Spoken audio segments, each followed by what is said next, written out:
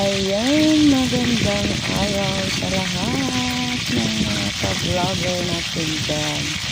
Ayan, ginampanan na naman natin ang ating obligasyon sa araw-araw, no? Tayo ay nagluluto na. Anday na tayo sa ating kusina. Atin pala yung chicken stick yung ating pinirito natin. Pa-brown, golden brown muna natin yung ating manok.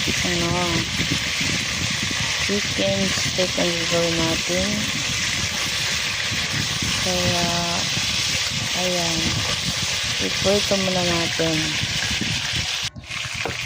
Ito pwede. Habang nagpiprito, ayan, naghihiwa din tayo ng mga natin dyan.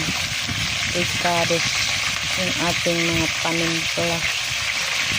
Ayan, panay tayo baliktad, no? Dahil hindi siya nakalutang sa mantika. Dahil tapos tayo sa mantika. Bitin ng ating mantika.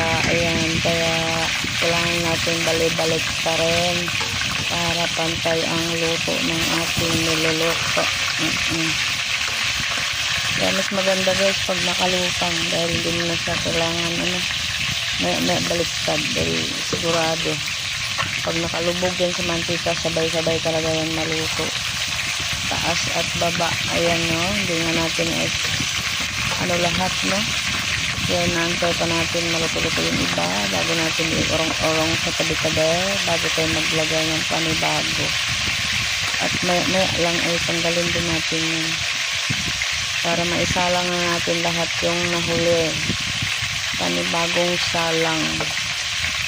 Para hindi sayang yung ating gaas. Kung pwede lang isahan lang sana, kaya lang tapos. Pag maraming mantika sana yan, isahang lagay lang yan. Para tipid tayo sa gas. No, Diyos ko, napakabahal ng gas. Sa sunod, hindi ko na kayang siguro bilhin. No?